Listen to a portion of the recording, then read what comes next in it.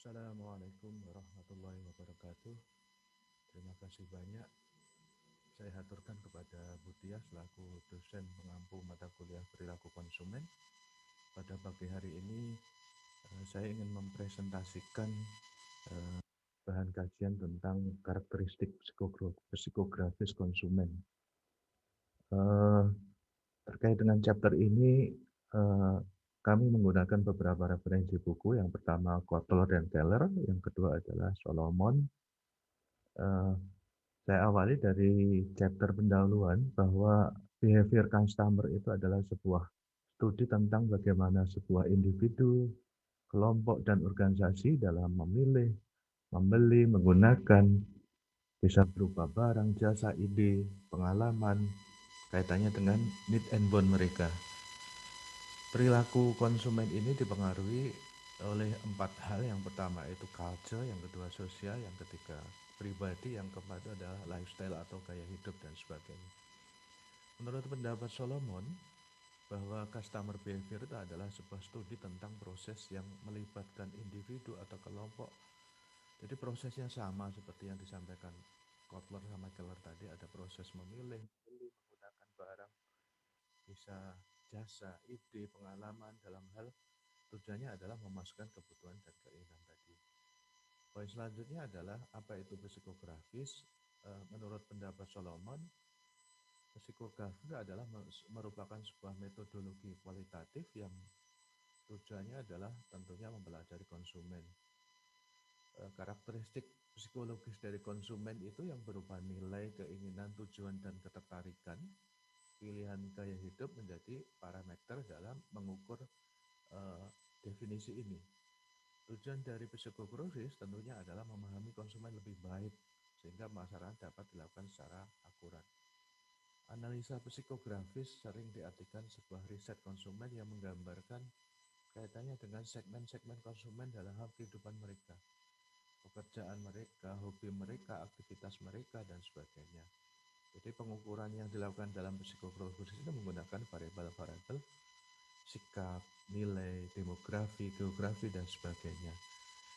Dalam pemaknaan psikografis ini seringkali dianggap mirip-mirip dengan demografi. Jika dianalogikan, demografi itu menjelaskan siapa pembeli potensial kita, namun kalau psikografis itu cenderung menjelaskan mengapa mereka melakukan pembelian.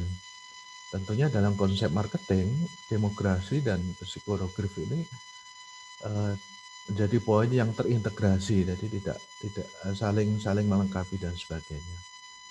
Selanjutnya adalah bagaimana menyatukan psikografis dan demografi ini dalam konsep marketing. Secara umum, demografi tentunya membantu Anda memahami mengapa orang membeli, mengapa orang bersedia membeli, dan sebagainya. Sedangkan aspek psikografisnya membantu Anda bagaimana merealisasikan keinginan, minat dari audiens itu tadi dengan mengikuti pola mereka sesuai dengan hobi mereka, aktivitas mereka, pekerjaan mereka dalam rangka untuk mengkonversi keinginan menjadi pembeli tadi. Tentunya dengan memahami demografi dan psikografi, seorang marketer tentunya dengan mudah bisa menarik audiens. Sedangkan bagi sales, mereka dengan mudah bekerja mengkonversi ketertarikan dari audiens yang dihasilkan oleh marketer tadi.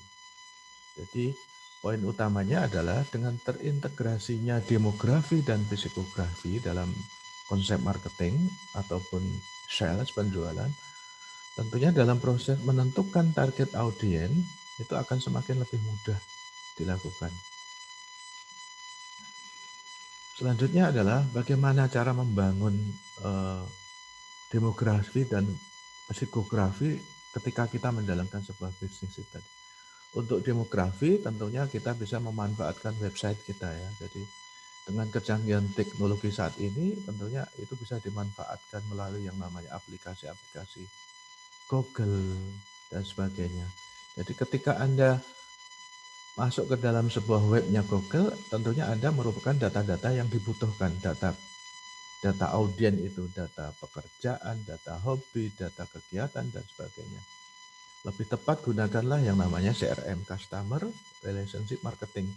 Jadi konsep ini penting dalam rangka untuk memusatkan data. Jadi CRM begitu sentralnya dalam rangka untuk pusat data, dalam rangka untuk membangun jaringan itu tadi. Untuk psikografis, tentunya lakukanlah survei yang sifatnya kecil-kecilan untuk memahami minat dan perilaku konsumen tadi. Jadi dengan adanya survei-survei kecil itu tadi, kita bisa meminta feedback dari para pelanggan kita kaitannya dengan produk yang kita jual tadi. Poin selanjutnya adalah karakteristik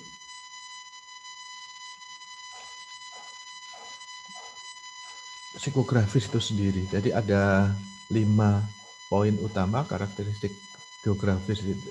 Psikografis itu yang pertama itu adalah kaitannya dengan kepribadian. Jadi penting kita memahami sifat kepribadian dari para audien kita. Apakah dia masuk ekstrovert ataupun kelompok-kelompok psikologis yang lain dan sebagainya. Yang kedua itu kaitannya dengan gaya hidup, lifestyle ini merupakan choice-choice yang dibuat seseorang dalam aktivitas sehari-hari. Jadi di mana mereka tinggal, di mana mereka menghabiskan waktu luangnya, di mana mereka beraktivitas kesehariannya dan sebagainya, itu menjadi poin penting dari karakteristik psikografis ini.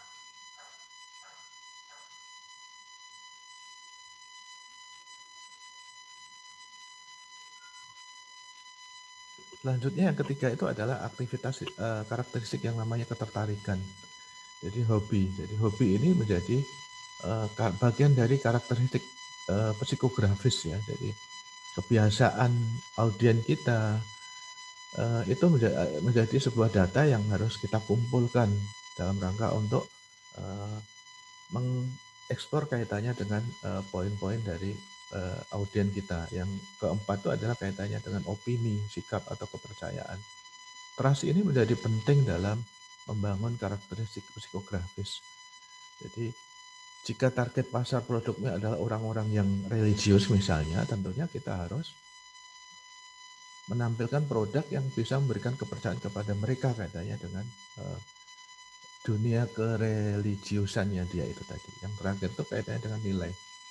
Yang ini kaitannya dengan psikografis dari audien kita dalam menilai terhadap produk yang kita jual itu kategori baik, buruk, dan sebagainya itu tadi.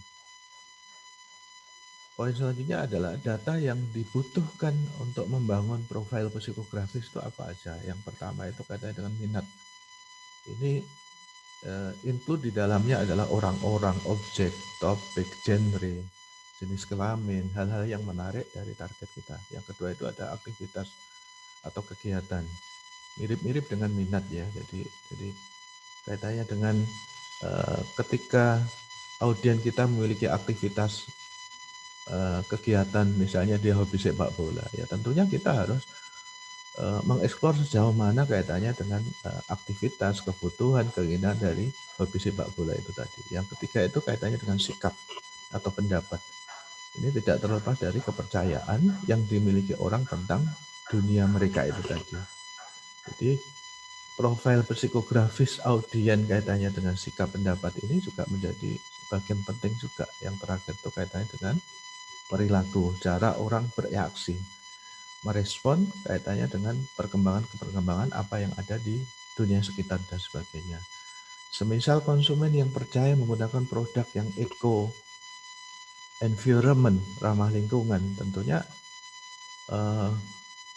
aktivitas yang dilakukan adalah sebisa mungkin dia concern terhadap eco environment tadi, produk-produk green produk, eco produk dan sebagainya itu menjadi pilihan dari produk yang akan dia beli dan sebagainya. Di mana selanjutnya adalah di mana kita mendapatkan sebuah profil psikologis itu tadi, tentunya aktivitas survei yang pertama, studi. Jika Anda sudah memiliki daftar karakteristik demografis, tentunya Anda melakukan survei studi tentang demografi itu tadi melalui web, melalui data yang sudah terkumpul secara baik itu tadi. Yang kedua itu kita bisa proses mendapatkan data psikografis audit itu, yang kedua kita bisa melibatkan perubahan riset pasar. Jadi perusahaan-perusahaan yang concern terhadap informasi pasar, perilaku pasar dan sebagainya kita libatkan dalam mendapatkan data kaitannya dengan psikografis audien kita. Kita bisa manfaatkan kaitannya dengan webnya Claritas My Base Segment. Jadi ini sebuah web yang concern terhadap kaitannya dengan informasi-informasi demografi, psikografi kaitannya dengan uh, behavior customer yang ada di pasar Amerika dan sebagainya. Yang terakhir itu tentunya kita bisa memanfaatkan Facebook Audience Insight. Dengan menggunakan mesin treasure Google ini kita bisa mendapatkan data-data kaitannya dengan informasi psikografis dari para audien kita dan sebagainya. Masuk ke poin pemasaran geografis. Psikografi dalam pemasaran menggunakan informasi yang dikumpulkan untuk orang-orang yang mendorong agar pemasaran itu berjalan secara baik. Jadi poin utama di sini adalah bagaimana kampanye pemasaran yang targetnya adalah memenuhi kebutuhan dan keinginan konsumen tadi bisa di trigger, bisa dimaksimalkan melalui sebuah proses yang namanya data-data psikografis tadi. Audien psikografis dapat digunakan untuk tentunya mengidentifikasi tahap poin-poin mana yang menjadi tempat calon pelanggan potensial kita, produk mana yang paling menarik pelanggan kita, ataupun menginformasikan pemasaran tentang produk lain yang dijual kepada pelanggan. Poin terakhir kaitannya dengan karakteristik psikografis itu adalah bagaimana mendapatkan informasi psikografis ini. Sejauh pemasaran berjalan efektif, tentunya tujuan psikografis adalah untuk memberikan kampanye ataupun promosi yang berdampak pada pemahaman pelanggan secara baik. Dengan kata lain, karakteristik psikografis konsumen ini seharusnya menjelaskan apa yang paling baik untuk mengubah audien target itu tadi. Satu contoh kasus adalah di mana Zuckerberg dengan perusahaan Facebooknya mulai dari tahun 2007 Zuckerberg ini mencoba untuk membangun sebuah konektivitas para pelanggan dia, para pengguna Facebook itu tadi, hingga akhirnya Facebook berkembang secara baik hingga saat ini menjadi sebuah perusahaan raksasa yang menyediakan informasi secara demografi, informasi secara geografis, kaitannya dengan perilaku masyarakat dunia saat ini. Ending dari presentasi ini adalah proses review. Jadi ada 7 review kaitannya dengan karakteristik psikografis konsumen itu tadi. Jadi ada satu judul, misalnya di sini ada judul autornya adalah Ritu Narang, seorang profesor dari University Lucknow, India. Dia meneliti kaitannya dengan peran berbagai karakteristik psikografis dalam pakaian jadi pilihan toko, sebuah studi tentang pemuda Islam, pemuda India. Jadi tujuan dari riset ini adalah mengidentifikasi peran karakteristik psikografis di toko pakaian, seleksi di antara pemuda India dari kota ke kota di New Delhi, India dan sebagainya. Temuan dari Prof. Ritu Narang ini adalah analisa klaster menemukan 4 klaster psikografis. Di sini adalah yang namanya variabel get going adapter, yang kedua adalah variabel disinterest introvert, yang ketiga adalah variabel pengikut yang confused, yang keempat adalah variabel pencinta kehidupan mandiri dan sebagainya. Yang kedua itu kaitannya dengan masih risetnya Sanjeev Verma ya dari studi India, mengambil judul segmentasi khusus konsumen hijau dari Eco Green, kunci untuk kesulitan psikografis ataupun demokrasis. Sanjeev ini menemukan sebuah hasil bahwa responden yang menyatakan niat tinggi untuk membeli anggur ramah lingkungan, anggur green, Eco Green, juga melaporkan sikap yang kuat dan nilai-nilai terhadap lingkungan. Jadi menurut Sanjeev ini adalah profil psikografi pelanggan pada perilaku konsumen yang sadar eco green, ekologis di konteks India, di mana dimensi psikografis yang banyak digunakan seperti liberalisme, kepedulian, lingkungan, efektivitas, dan konsumen. Satu lagi kaitannya dengan review paper ini adalah Barbara Oates ya, di mana judul papernya adalah sebuah studi psikografis tentang atribut toko tua dan retail. Tujuan dari papernya Barbara Oates ini adalah mengidentifikasi dan memperoleh informasi tentang kekhawatiran, kebutuhan, dan masalah yang ada di benak konsumen terkait dengan pembelian sebuah behavior customer obat ya. Metode dari paper ini adalah studi mengukur psikografis tentang atribut toko obat dan retail dan sebagainya. Dari papernya Barbara Oates ini menemukan sebuah kajian yang menarik bahwa atribut layanan dianggap tidak penting oleh satu kelompok gaya hidup yang ada di masyarakat tersebut. Mungkin karena karakteristik dari audiennya itu yang masuk kategori introvert ya, yang pendiam, menikmati belanja. Mereka menghabiskan waktu untuk mencari barang-barang murah dan sebagainya. Demikian presentasi dari mata kuliah Customer Behavior. Topiknya adalah karakteristik psikografis audien. Terima kasih banyak atas perhatiannya. Assalamualaikum warahmatullahi wabarakatuh.